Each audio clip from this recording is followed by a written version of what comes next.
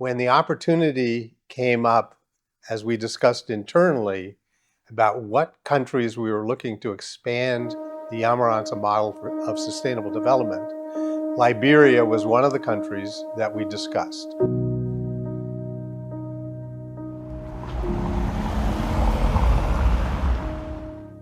My name is Dr. Deborah Rose, and I am the president of the Helping Africa Foundation. I'm here in Monrovia, Liberia, for the dedication of the Yamoransa Model Lab, funded by the Helping Africa Foundation. May we all rise as we receive the Minister of Education of the Republic of Liberia, Dr. Joseph Jenkins.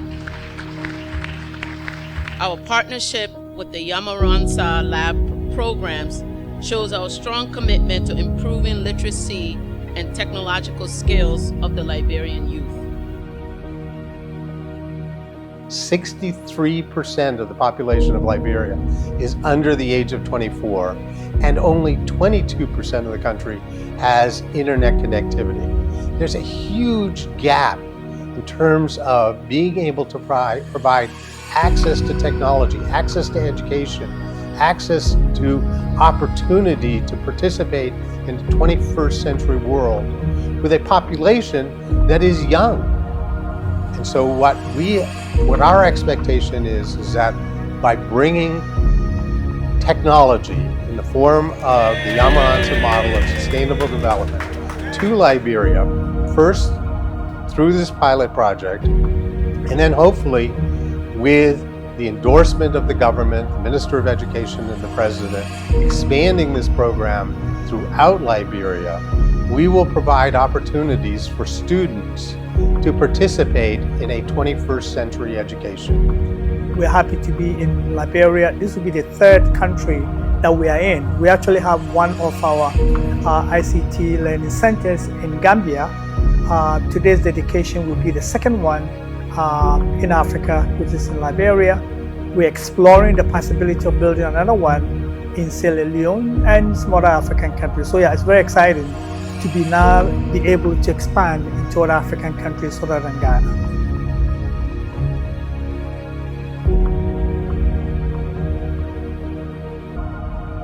TECHAiDE has put a lot of effort into this to see this 36-seater lab that will be used by 8 schools and over 500 children. The technology you see here is totally innovative because the computers are actually low voltage computing solutions, carefully selected, as you can see behind the monitors. These consume only 1/10 of the power, and therefore we've connected the whole lab to solar panels on the roof. So the lab is powered totally by solar.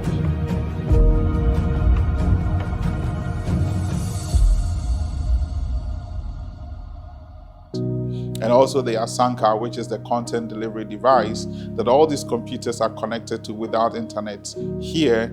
And the content on that Asanka is related to the national curriculum of Liberia.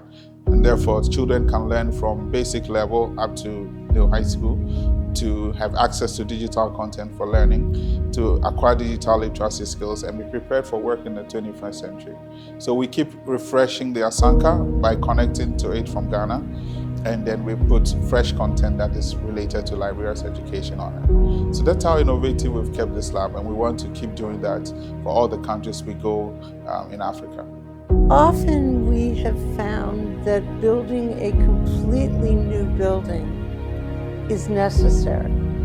But the J.J. Roberts Foundation had built a nice computer learning center in the United Methodist Church, and we found that we just needed to upgrade the furniture and technology. We are excited that it will provide an opportunity for our children to get experience in IT, which is where the world is gravitating to. We've been working with them very closely. The relationship has been very collaborative, and we look forward to more successful relationships with them. So having this new space now, I think it's a progress so far for the fact that we are seeing the real world when it comes to STEM, because knowing the fact that you're going to be sitting as a student to be creating your own robotics I'll be doing, you say, hey, robotics do this for me. It's going to be doing it for you. It's something that I feel like it's an advancement in STEM education, highly technological, and it's a thing that we as students, we are going to embrace, and we're open ourselves to learning more of them, to see how best we can learn more about robotics, and as well as contribute to what STEM education can contribute. As we go along, we form something called a management committee.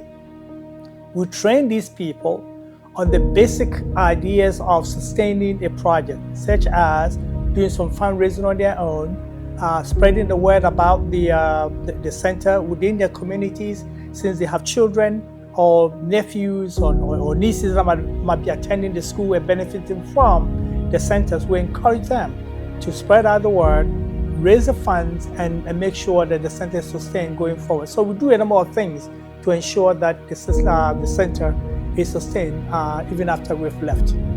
With this facility coming in Liberia and coming to the foundation itself, I think it will create a space wherein other people will be able to know more about science, technology, and communication as well, so they can follow in the step, because the world now at large is upgrading, it's no longer moving forward. So we all will get together and then learn more about technology and communication. We are honored by being able to work with former President Madame Ellen Goodman Sirleaf, who is totally on board, and it is an honor to work with her for the benefit of the children of Liberia. Thank you. At the end of it all, we would gather data and analyze it to realize the impact that we are going to be making with this facility. Also, we have an annual event that we do in Ghana, which we call the Annual Impact Roundtable Discussion and Robotics Competition.